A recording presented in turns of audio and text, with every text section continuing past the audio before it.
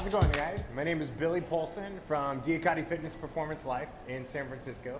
We're doing a video blog series helping people make corrections or improvements to the workouts that they're doing on their own or in their own gyms at home. So today I have Tom Armenta. He's a strength and conditioning specialist. Thank you, sir. Hey, thanks for having me, man. So Tom's going to point out what his favorite exercise is and the way to kind of improve and make your form a little tighter and cleaner on your own, right? Yeah, today we're going to talk about the Romanian deadlift from the rack. This is one of my favorite exercises to incorporate into a new program, and when you're incorporating deadlifts into a new program. So first thing I want to talk about is the setup. Okay, so Billy, first thing we want to do is you want to make sure that we set up the bar to the proper level, and that usually is going to be right below the knee, right at the patella. So for Billy, we already measured him out. He's 3 from the bottom. The stance is going to be about shoulder width apart. Sometimes you can come in hip width apart. That's fine. Second is we're going to bring the bar as close as possible. I always tell my clients bloody shins or bloody knees. That way the client knows that they pull the bar into their legs as close as possible. Cool. Perfect. Secondly, bring your stance a little bit more narrow, Billy. Perfect. Great.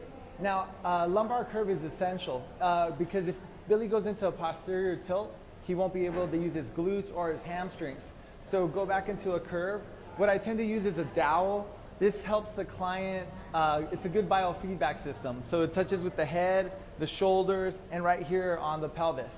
And I stick my hand right under to make sure that there's an appropriate curve. For Billy, do an excessive curve.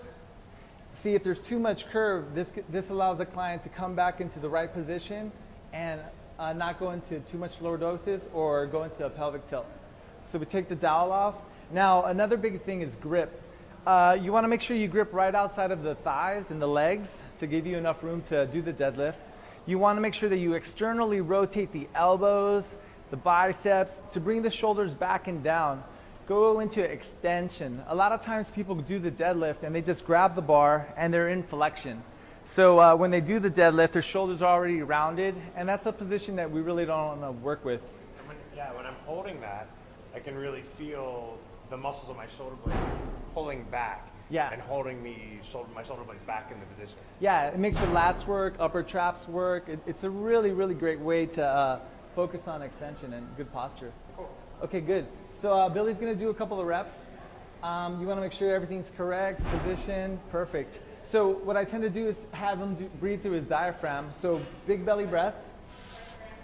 Set up the breathing. Now, as he initiates the lift, he's kind of going to lift through the hips and the glutes and then drive up and go into hip extension and fire in through the glutes, shoulders back and down, and looking straight ahead. Then he bends the knees into 20 degrees and he goes 1,000, 2,000, 3,000. Sets up his breathing again and then drives. Boom. Good. Bends the knees 20 degrees and then hinges at the hip and starts lifting his hips back and down for 3 seconds. Make sure that when the client comes down that the bar is as close to them as humanly possible. So let's try one more, Billy. Big breathing, elbows are externally rotated, shoulders are back and down. Perfect. And then come down, knees bent, 20 degrees, 1,000, 2,000, 3. Cool. Perfect. Awesome, man. Yeah. Great. Thanks so much, sir. Yeah. Now you guys give that a try at home. Obviously try a very, like a lightweight, with the lightest bar that your gym has at home to try first off. If you have any pain or any problem with this type of form, you may have some spinal issues that need to have further or a little more in-depth level of assessment. So I recommend if you're having any pain or experiencing low back issues, definitely see a personal trainer or a sports med practitioner who can help you with assessing exactly what's going on with your body. Yeah. Cool. Thanks, Tom. Hey, you're welcome, brother. Good luck, you guys. Have a good one. Thanks.